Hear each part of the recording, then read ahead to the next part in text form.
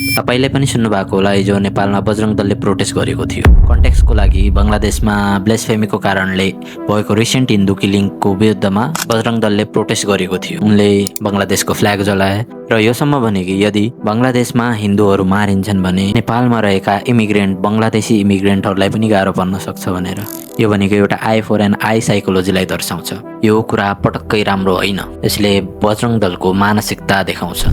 यो जुन माइन्डसेट देखियो नि, बङ्गलादेशमा हिन्दू मरे नेपालमा बङ्गलादेशी मारिन्छन् भन्ने, यो भनेको एउटा साइकोलोजिकल इन्सेक्युरिटी प्लस मफ साइकोलोजीको एउटा रियल लाइफ इक्जाम्पल हो। नेसनालिटी हेर्ने हो भने भिक्टिम इन्डियाको थियो र नेपालमा यस्तो उग्र प्रदूषण हुनु भनेको भावनात्मक भन्दा पनि राजनैतिक उक्साड जस्तो देखिन्छ। कुनै पनि देशमा कुनै पनि धर्मको नाममा हत्या हुनु एउटा निन्दनीय कार्य हो, तर अर्को देशको घटनालाई लिएर नेपालभित्र बसेका मानिसहरूलाई मार्ने जस्ता धम्की दिनु पनि अपराध हो। नेपाल अहिलेसम्म धार्मिक सहिष्णुताका लागि चिनिने देश हो। भारतमा देखिने जस्तो हिन्दू मुस्लिम तनाव नेपालमा अहिलेसम्म संस्थागत रूपमा चाहिँ देखिएको छैन।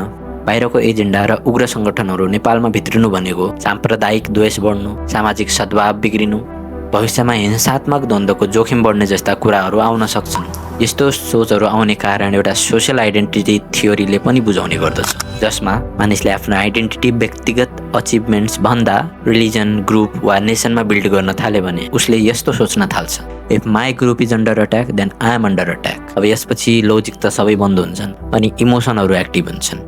इन ग्रुप भर्सेस आउट ग्रुपको एउटा धारणा बढ्छ, इम्प्याथी कोल्याप्स हुन्छ, मोरल लाइसेन्सिङ र फल्स हिरो सिन्ड्रोम। यस्ता प्रोटेस्ट गर्ने धेरैजना न त पीडितलाई नै सहयोग गर्छन् न त कानुनी दबाब नै बनाउँछन्। तर हिन्दू मुस्लिम गर्दा गर्दै यिनीहरूलाई लाग्छ I am doing something meaningful. यही नै हो false hero syndrome. Symbolic action त हुने भयो तर जिरो इम्प्याक्ट, झन् हाई इगो बुस्ट। यदि उता हिन्दू मरे यता बङ्गलादेशी आप्रवासी मर्छन् भन्ने कुरा अन्तर्राष्ट्रिय मानव अधिकारको उल्लङ्घन हो र देशको कानुनको पनि विरुद्ध हो। सही प्रतिक्रिया के हुन सक्थ्यो त? मानव अधिकारको लागि आवाज उठाउने, रिलिजनभन्दा माथि उठेर हिन्दू मुस्लिम नगरेर ह्युम्यानिटी मानवताको लागि आवाज उठाउने। मानवताको लागि आवाज उठाए सबैजना सपोर्ट पनि गर्थे। डेन्जरस पार्ट के हो भनेपछि इन्डियामा कम्युनल कन्फ्लिक्ट नर्मलाइज भइसकेको छ। यस्ता प्रदर्शनले एउटा लेटेन्ट हेट एक्टिभेट गर्छ।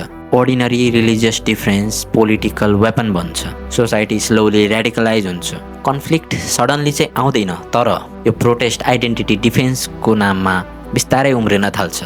बटम लाइन के हो भन्दाखेरि यो न त हिन्दू प्रोटेक्ट गर्ने कुनै तरिका हो न त जस्टिस माग्ने नै। यो insecurity, borrowed rage, group validation क्रेभिङको कम्बिनेसन हो। Strong belief system doesn't need threats, secure faith doesn't need violence. नेपालको शक्ति भनेकै विविधता र सहिष्णुतामा छ। त्यसलाई जोगाउन सबै नागरिकको जिम्मेवारी हो, चाहे जुनसुकै धर्मका हुन्।